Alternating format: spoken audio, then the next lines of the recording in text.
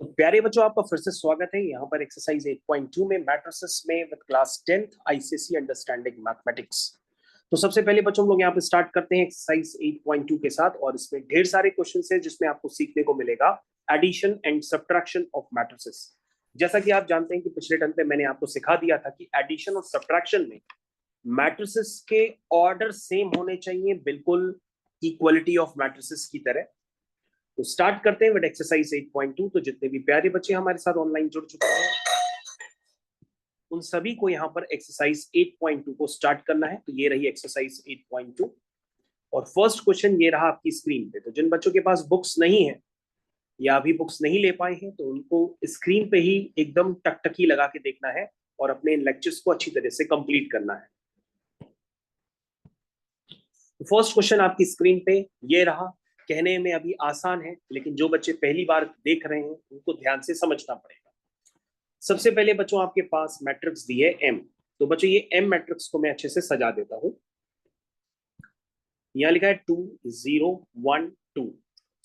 उसके बाद बच्चों एक एन मैट्रिक्स है, लेकिन बच्चों जब ध्यान दो ये एडिशन के लिए आपसे कुछ और कहलवा रहा है, इसलिए मैं इस बात को स्पेसिफाई कर रहा हूं।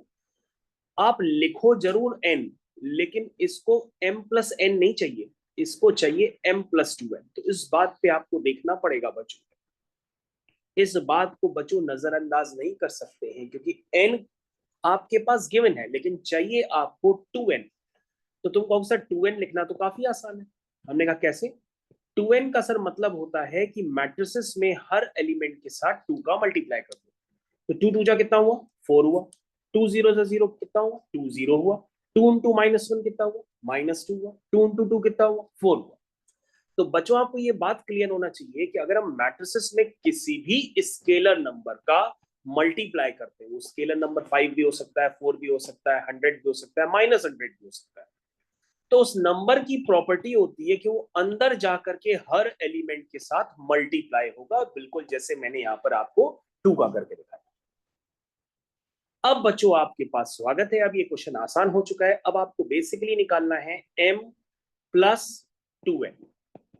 तो बच्चों सबसे पहले आप m प्लस 2n निकालने के लिए रेडी हो जाइए। ये हो गया बच्चों m और ये हो गया बच्चों 2n। चलिए तो बच्चों m को सबसे पहले लिखते हैं। m है आपका 2 0 1 2। 2n क्या है बच्चों? 4 0 -2 4। ये हो गया बच्चों m प्लस 2।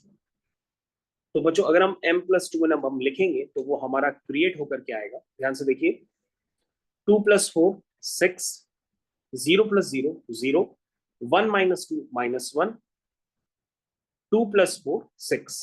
ये हो गया आपकी m प्लस 2। तो प्यारे बच्चों आपको बहुत ही ध्यान से देखना है कि भैया m प्लस 2n मैट्रिक्स आपने निकाल ली है, और निकालने के बाद ये रहा आपका आंसर। ठीक है, तो m प्लस 2n सभी बच्चों ने निकाल ली। थम्स अप का साइन लगा दीजिए। नेक्स्ट क्वेश्चन की तरफ आ चुके हैं। तो प्यारे बच्चों हम लोग जा चुके हैं नेक्स्ट क्वेश्चन की तरफ, और नेक्स्ट क्वेश्चन ये रहा आपकी स्क्रीन पे। सबसे पहले बच्चों आपके पास a गिवन है, b गिवन है, यहाँ पर 2a माइनस 3b बताना है। तो बच्चों 2a का मतलब आप जान चुके हैं, 3b का मतलब जान चुके हैं, लेकिन बीच में प्लस नहीं है, माइनस है। इसका मतलब अब आपको क्या करना है?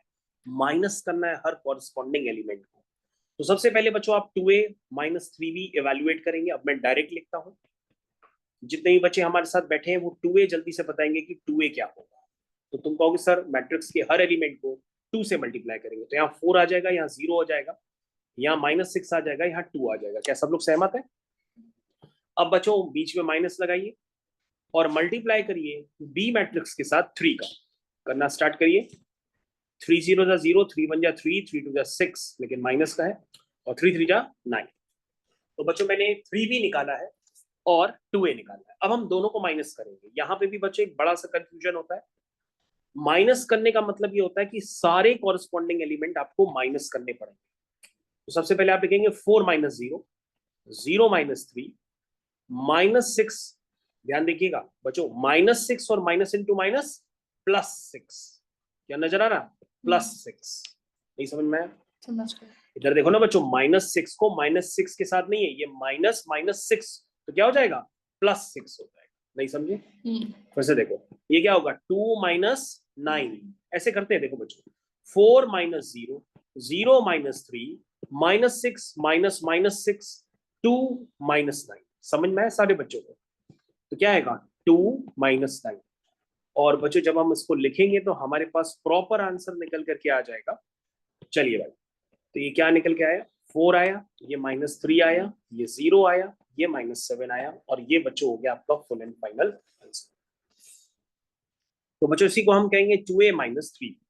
तो 2a माइनस 3 भी सारे बच्चों को क्लियर हो गया। ये सेकंड क्वेश्चन आपका अच्छे से कंप्लीट हो चुका है। अब हम लोग चलते हैं क्वेश्चन नंबर 3 की तरफ। तो बच्चों आप बता दीजिए कौन सा क्वेश्चन करना है, क्योंकि सब एक जैसे लगेंगे अब आपको। तो ये एक्सरसाइज एप्लीकेशन है आपकी बेसिकली एडिशन और सब्ट्रैक्शन के लिए। बच्चों मैं आपकी जानकारी में डाल दूं, इसके बाद जो एक्सरसाइज होगी दैट इज 8.3, वो थोड़ी सी डिफिकल्ट होगी, और वहां पे आपको सीखने को मिलेगा मल्टीप्लिकेशन ऑफ मैट्रिसेस, जिसमें आपको बहुत सारी चीजें सीखने को मिलेगी। तो प्यारे बच्चों मैं आ चुका हूं स्क्रीन पे आपके साथ क्वेश्चन नंबर 4 को लेकर के। चलिए,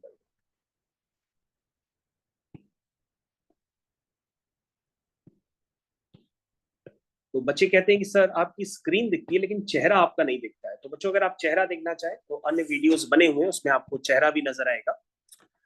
तो बच्चों चेहरे का ज्यादा काम नहीं है, सिर्फ स्क्रीन पे ही देखना होता है आपको। चलिए, हाँ, तो उसके बाद बच्चों ए और बी मैट्रिक्स आपके पास आ चुकी है। तो सबसे पहला पार्ट क्या है, 2a प्लस बी। अब तो बच्चों 2a प्लस बी आप तुरंत ही निकाल लोगे, ये तो एकदम हलवा हो गया। चलो सबसे पहले बच्चों हम 2a लिखते हैं और फिर प्लस बी करते हैं। चलिए बच्चों, तो सबसे पहले बच्चों 2a बताइए। 2 1 जा 2, 2 4 जा 8, 2 2 जा 4, 2 3 जा 6, प्लस बी। बी कितना है, -4, -1, -3, -2। क्या 2a सबको समझ में आया, प्लस बी समझ में आया? चलिए भाई, तो प्यारे बच्चों यहां पर आप ध्यान देखिए, 2 -4 -2। आगे बताइए।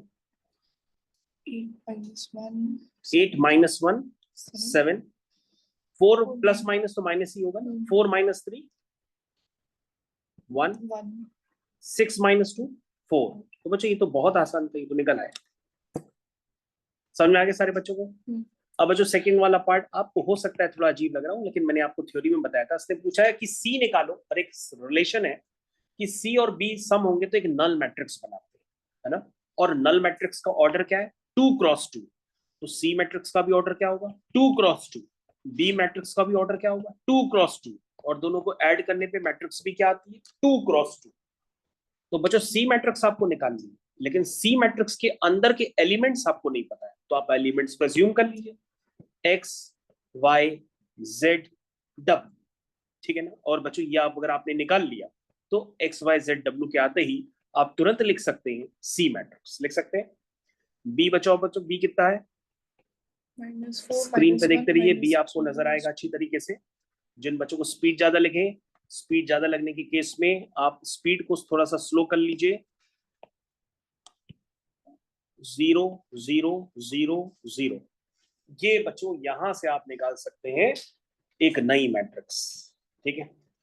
चलो बच्चों, अब इन दो नई मैट्रिक्स का सम कर दो और नल मैट्रिक्स के बराबर कर दो। जल्दी से सारे बच्चे कर दे भाई, जल्दी से सारे बच्चे ज्वाइन कर लें। तो ये हो जाएगा x -4, ये हो जाएगा y -1, ये हो जाएगा z -3, ये हो जाएगा w -2 इज इक्वल। ये बच्चों क्या हो जाएगा, ध्यान से देखिए, 0 0 0 0। तो प्यारे बच्चों ये हो जाएगा x -y is equal to 0।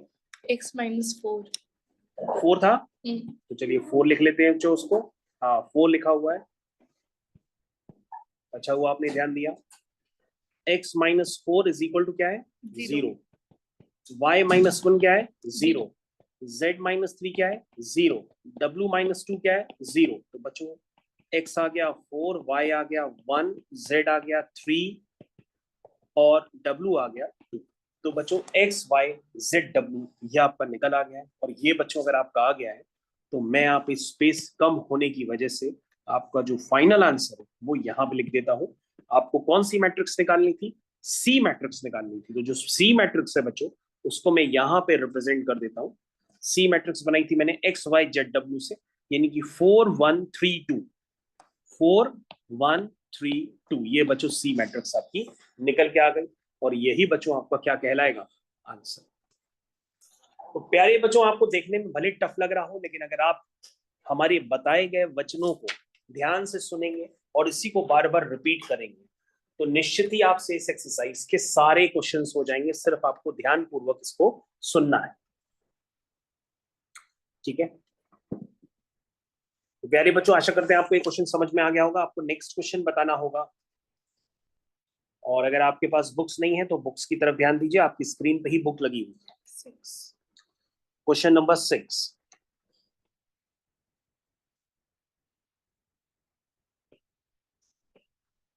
तो बच्चों आपको मान के चलिए 10th का सिलेबस आपको थोड़ा दिन पहले ही खत्म करना पड़ेगा, क्योंकि जो बच्चे 10th में होते हैं, अगर उनको नंबर ज्यादा अच्छे चाहिए होते हैं, पासिंग मार्क्स चाहिए, तो कोई बात ही नहीं है, तो फिर तो लेट भी ज्वाइन करिए, कुछ भी करिए।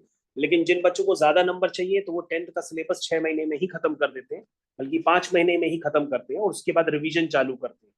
क्योंकि 10th में बोर्ड्स का होने का मतलब ये कि बुक्स आपको 2 बार लगानी पड़ेगी कम से कम, तब जाकर के आपकी अच्छी प्रैक्टिस हो पाएगी, और आप किसी भी क्वेश्चन का जवाब दे सकते हैं, और आपके परसेंटाइल बूम करेंगे सीधा। चलिए भाई, तो स्टार्ट करते हैं। हमारे पास question number 6, exercise 8.2, class 10 ICSE understanding mathematics. तो ए और बी मैट्रिक्स आपके पास गिवन है। क्वेश्चन में दिया है find the matrix x. Same question है बच्चों। फर्स्ट पार्ट बताइए, 3a कितना हुआ, तो कहोगे सर 3a हुआ, तो 3 को मल्टीप्लाई कर देते हैं a के साथ, तो 3a आ जाएगा। बताइए, 3 इंटू 0 0, 3 इंटू -1 -3, 3 इंटू 1 3, 3 2 जा 6, प्लस एक्स। एक्स बताइए भाई, एक्स क्या होगा, वो तो निकालना है, बता लो। X Y Z W, 3a plus x is equal to B. B क्या है, ये हो गया आपका 1 2 -1 1, 3a plus x is equal to b. क्या सबको समझ में आ गया? तो बच्चों, यहां से आपको एक्स वाई जेड डब्ल्यू निकालना है। जैसे ही निकालेंगे, आपका ये वाली मैट्रिक्स एक्स आ जाएगी। इसका नाम ही क्या है, एक्स। स्टार्ट कर दो बच्चों, एडिशन तो आप सीख ही चुके हो।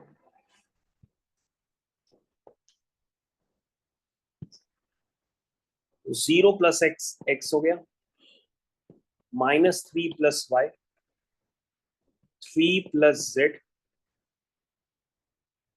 6 प्लस डब्ल्यू इज इक्वल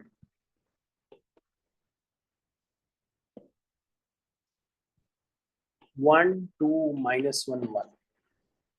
तो बच्चों, यहां से x की वैल्यू आ जाएगी 1, -3 प्लस वाई हो जाएगा 2, 3 प्लस जेड हो जाएगा -1, और 6 प्लस डब्ल्यू हो जाएगा 5।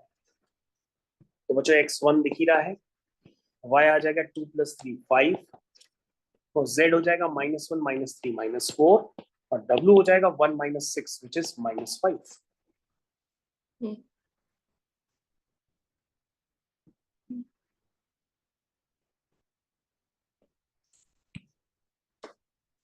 ओके, तो एक्स वाई जेड डब्ल्यू, एक्स वाई जेड डब्ल्यू, ठीक है, ये बच्चों आपका आंसर।